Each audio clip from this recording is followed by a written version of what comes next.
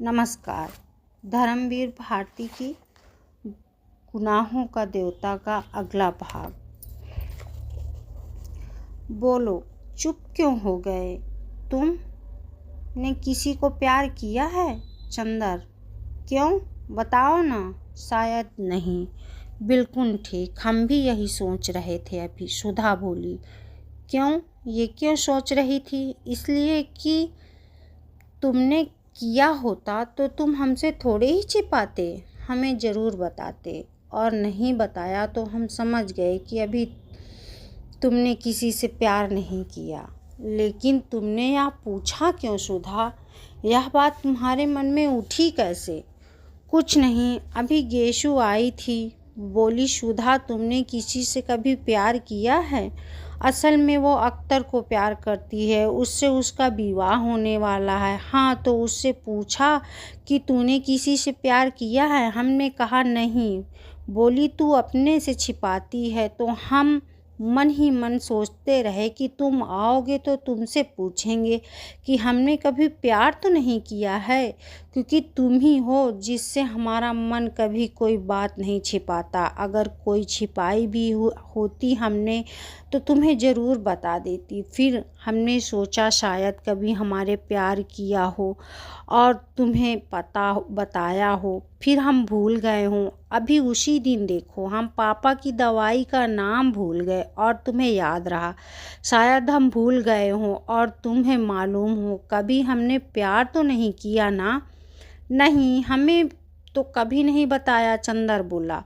तब तो हमने प्यार वार नहीं किया। गेशु यूं ही गप उड़ा रही थी। सुधा ने संतोष की सांस लेके कहा, लेकिन बस चाचा जी के नाराज होने पर तुम इतने दुखी हो गए हो जाने दो नाराज। पापा तो हैं, अभी क्या? पापा मोहब्बत नहीं करते तुमसे? शौक क्यों नहीं करते? तुमसे ज़्यादा मुझसे करते हैं। लेकिन उसकी बात से तो मन तो भारी हो गया। उसके बाद कैसे बिशरिया के यहाँ बिशरिया ने कुछ बड़ी अच्छी कविताएं सुनाई और भी मन भारी हो गया। चंदर ने कहा, लो तब तो चंदर तुम प्यार करते होगे ज़रूर से। सुधा ने हाथ पटक कर कहा, क्यों? गेशु कह रही थी शायर पर जो उदास हो जाता है वह ज़रूर मोहब्बत करता है। सुधा ने कहा, अरे ये पोर्टिका में कौन है? चंदर देख लो। लो बिशरिया आ गया। चंदर उसे बुलाने उठा तो सुधा ने कहा, अभी बाहर बिठला देना उन्हें, मैं तब तक कमरा ठीक कर लूँ। बिशरिया को बाहर बिठाकर चंदर भीतर आया अपना चार्ट वगैरह समेटने के लिए। तो सुधा ने कहा, सुनो। चंदर रुक गया। सुधा ने पास आकर कहा, तो आप अब तो उदास नहीं हो? तुम नहीं चाहते मत करो शादी, इसमें उदास क्या होना? और कविता वविता पर मुंह बनाकर बैठे तो अच्छी बात नहीं होगी। अच्छा, चंदर ने कहा, अच्छा नहीं, बताओ तुम्हें मेरी कसम, उदास मत हुआ करो, फिर हमसे कोई काम नहीं होता। अच्छा, उदास नहीं होंगे पगली, चंदर ने हल्की सी चपत मारकर कहा और बरबस उसके मुंह से एक ठंडी सांस निकली। उसने चार्ट उठाकर स्टडी रूम में रखा। देखा डॉक्टर साहब अभी सो रहे हैं। सुधा कमरा ठीक कर रही थी, वहाँ आकर बिशरिया के पास बैठ गया। थोड़ी देर में कमरा ठीक करके सुधा आकर कमरे के दरवाजे पर खड़ी हो गई। चंदर ने पूछा, क्यों, सब ठीक है? उसने सिर हिला दिया, कुछ बोली नहीं। यही है आपकी शिष्या सुश्री सुधा शुक्ला, इस साल बीए फाइनल का इम्तिहान देगी। बिशरिया ने बिना आंखें उठाए ही हाथ जोड़ लिया। सुधा ने हाथ जोड़ा, फिर बहुत सकुचा सी गई। चंदर उठा और बिशरिया को लाकर उसे अंदर बिठा दिया। बिशरिया ने सामने सुधा और उसके बगल में चंदर। चुप, सभी चुप। अंत में चंदर बोला, लो तुम्हारे मास्टर साहब आ गए, अब बताओ ना तुम्हें क्या क्या पढ़ना है? सुधा चुप। बिशरिया कभी यह पुस्तक पलटता कभी वह। थोड़ी देर बाद बोला, आपके क्या विषय है?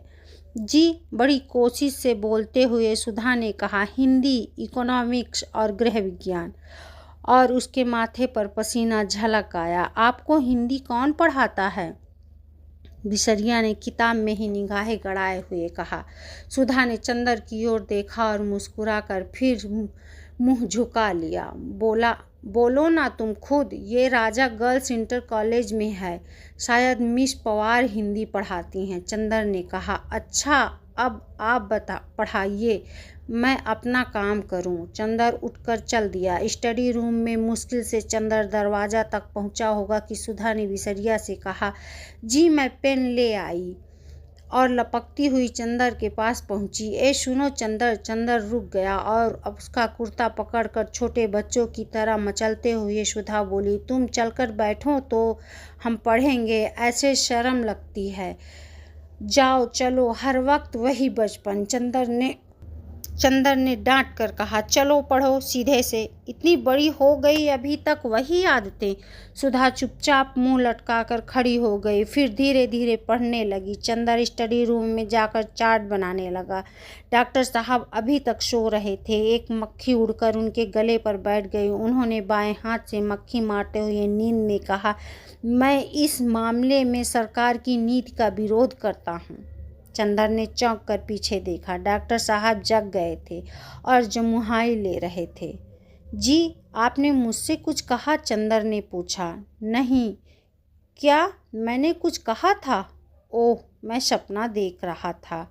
कितने बजे हैं? 5:30, चंदर ने कहा। अरे बिल्कुल शाम हो गई। डॉक्टर साहब ने बाहर देखकर कहा, रहने दो कपूर, आज काफ़ी काम है तुमने। चाय मंगवाओ। सुधा कहाँ है? पढ़ रही है, आज से उसके मास्टर साहब आने लगे हैं। अच्छा, जाओ उन्हें भी बुला लाओ और चाय भी मंगवा लो, उसे भी बुला लो, सुधा को। चंदर जब ड्राइंग रूम में पहुंचा तो देखा सुधा किताबें समेट रही है और विसरिया जा चुका है।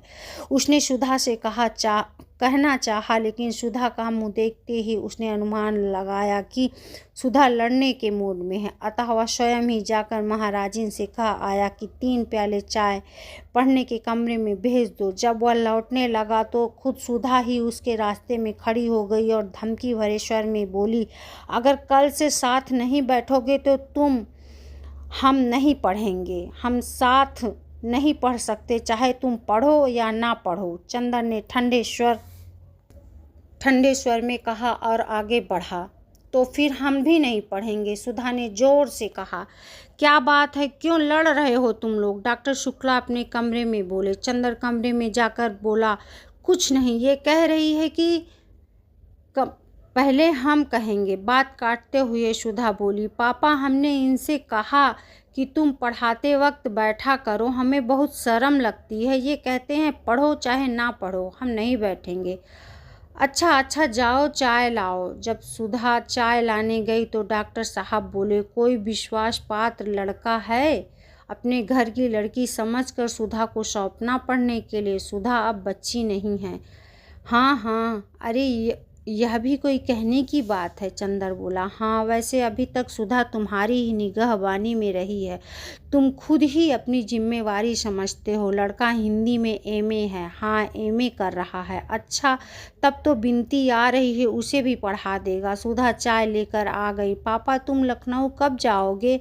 शुक्रवार को। क्यों, और ये भी जाएंगे? हाँ, और हम अकेले रहेंगे? क्यों, महाराजिन यहीं सोएगी और अगले सोमवार को हम लौट आएंगे। डॉक्टर शुक्ला ने चाय का प्याला मुंह में लगाते हुए कहा। एक गमकदे की शाम, मन उदास, तबीयत उचटी सी, सितारों की रोशनी फीकी लग रही थी।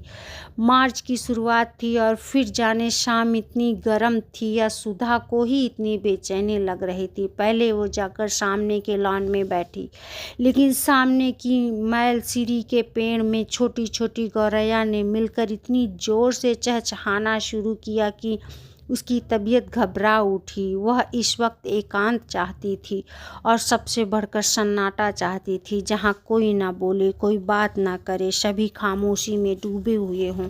वह उठकर टहलने लगी और जब लगा कि पैरों में ताकत नहीं रही तो फिर लेट गई। हरी हरी घास पर। मंगलवार की शाम थी, अभी तक पापा नहीं आए थे।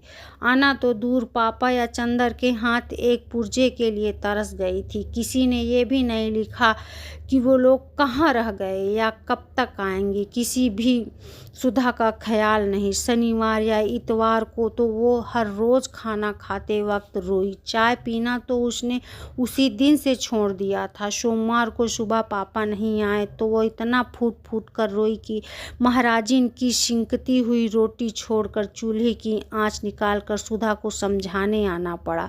सुधा की रुलाई देखकर तो महाराजिन के हाथ पांव ढीले हो गए थे। उसकी सारी डांट हवा हो गई थी और वह सुधा का मुंह ही मुंह देखती थी। कल से कॉलेज भी नहीं गई थी। दोनों दिन इंतजार करती रही कहीं दोपहर को पापा ना आ जाए। गेसु से भी 2 दिन से मुलाकात नहीं हुई थी, लेकिन मंगलवार को दोपहर तक जब कोई खबर ना आई तो उसकी घबराहट बेकाबू हो गई। इस वक्त उसने बिशरिया से कोई बात नहीं की। आधा घंटा पढ़ने के बाद उसने कहा कि उसके सिर में दर्द हो रहा है। उसके बाद खूब रोई।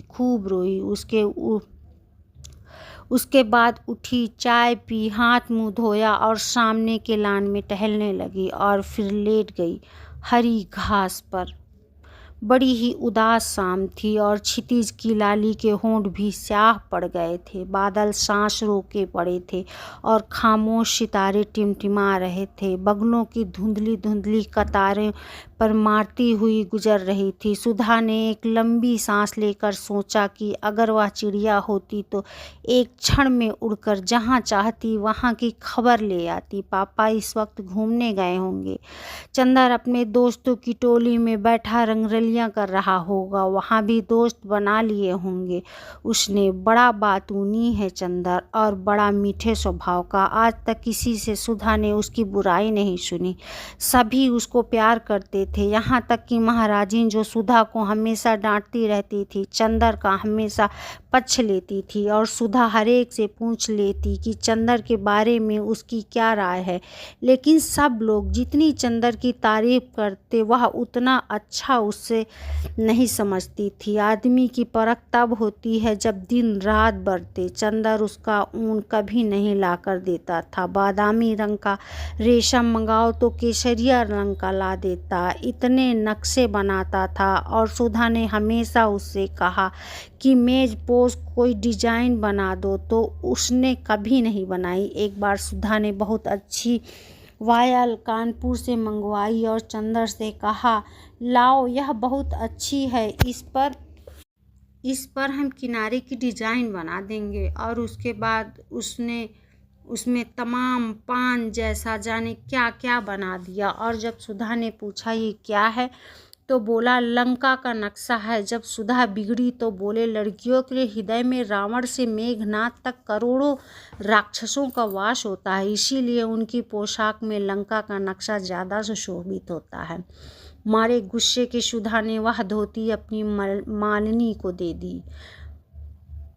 यह सब बातें तो किसी को मालूम नहीं। उसके सामने तो जरा सा कपूर साहब हंस दिए, 4 मजाक की बातें कर दी, छोटे मोटे काम कर दिए, मीठी मीठी बातें कर ली और सब समझे कपूर साहब तो बिल्कुल गुलाब के फूल हैं। लेकिन कपूर साहब एक तीखे कांटे हैं जो दिन रात सुबह के मन में चुभते रहते हैं।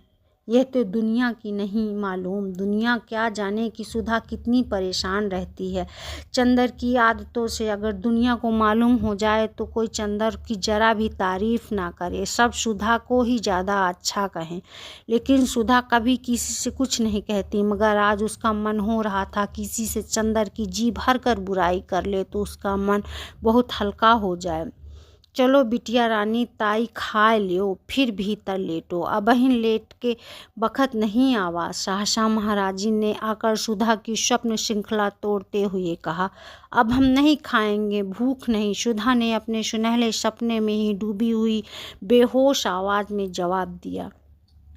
खा लो बिटिया, खाए पिए छोड़े से काम ना चली, अब उठो, महाराजिन ने बड़े दुलार से कहा। सुधा पीछा छूटने की कोई आशा ना देख उठ गई और चल दी खाने को। कौर उठाते ही उसकी आंखों में आंसू छलक आए, लेकिन अपने को रोक लिया उसने।